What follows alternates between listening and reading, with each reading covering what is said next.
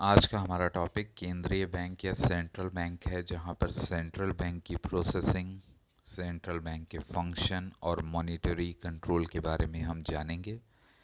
Central bank को central bank क्यों कहा जाता है? क्योंकि यह देश के मौद्रिक और बैंकिंग क्षेत्र में उसका स्थान केंद्रीय या सेंटर में होता है। इस बैंक को देश के किसी अधिनियम द्वारा कुछ ऐसी विशेष शक्तियां प्रदान की जाती हैं जो अन्य किसी बैंक के पास प्रायः नहीं होती हैं। इसीलिए इस बैंक को प्रायः बैंकों का बैंक कहा जाता है। केंद्रीय बैंक का नाम बैंकों का बैंक रखा है, जिसे हार्टे ने अंतिम ऋणदाता के रूप में परिभाषित किया है। जहां अन्य बैंकों के लिए प्रायः बैंक बैंक का अंतिम ऋणदाता केंद्रीय बैंक होता है। किसी भी देश की साख या क्रेडिट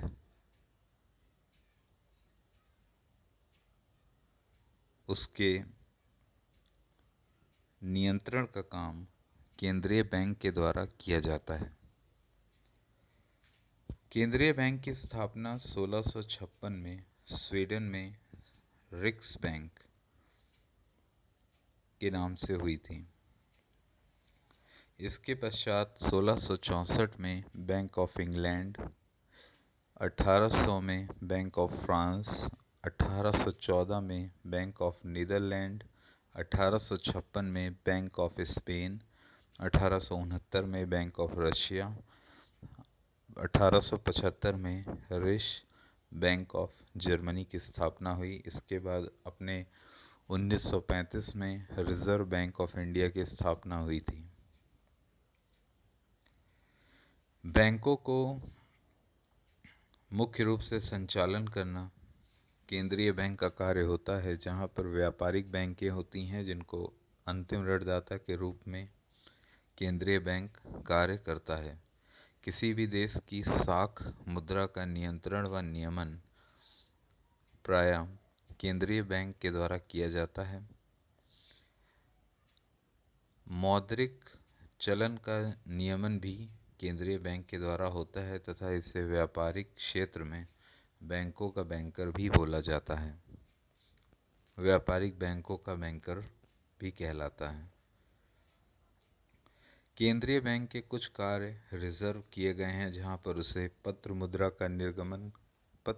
का निर्गमन अर्थात नोट निर्गमन का एकाधिकार होता है कि यही एक बैंक है जो नोट का निर्गमन कर सकती है, नोट को इशू कर सकती है। किसी भी देश की साख का नियंत्रण केंद्रीय बैंक के अंतर्गत रहता है।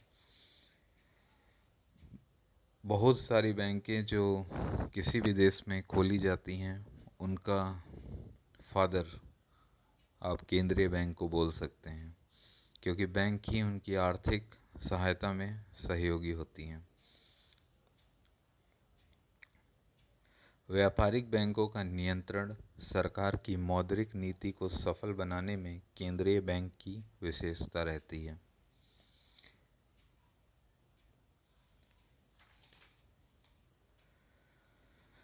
केंद्रीय बैंक के मुख्य कार्य नोटों का निर्गमन का एकाधिकार उनके पास होना, सरकार का बैंकर, एजेंट और सलाहकार बन के कार्य करती हैं। इन्हें प्रायः बैंकों का बैंक कहा जाता है।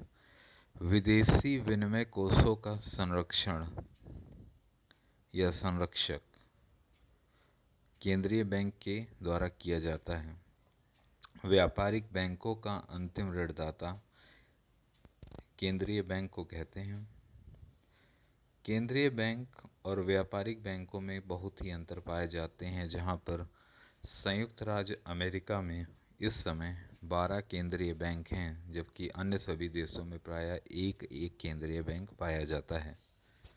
इसका स्थान सर्वोच्च होता है तथा अन्य सभी बैंकों का नियंत्रण केंद्रीय बैंक के द्वारा किया जाता है।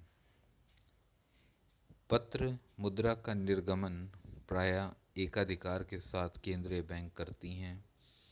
सरकार के बैंकर के रूप में सरकार की ओर से लेन देन के कार्य में केंद्रीय बैंक की विशेष उपयोगिता व महत्ता होती है। केंद्रीय बैंक जन साधारण से डायरेक्टली व्यवसाय नहीं करती। डायरेक्टली किसी भी तरीके का इंटरेस्ट केंद्रीय बैंक के द्वारा नहीं दिया जाता है। इसका मुख्य उद्देश्य यही है कि बैंकों का बैंकिंग प्रणाली का सफल संचालन किया जा सके। इसको लाभ के उद्देश्य से नहीं बनाया गया था। अर्थव्यवस्था के हित में यह स्वतंत्र है और क्रियाशील नीति को अपनाता है तथा कई तरीके की क्लियरेंस में केंद्रीय बैंक की विशेषता और उपयोगिता होती है।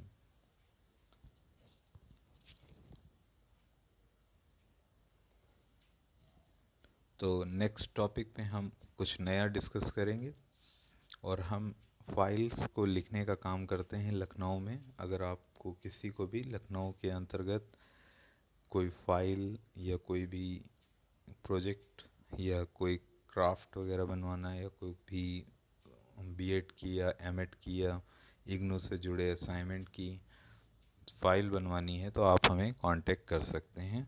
जस्ट पिंग द कमेंट या आप ईमेल कर सकते हैं। धन्यवाद। अगले टॉपिक में फिर होगी मुलाकात।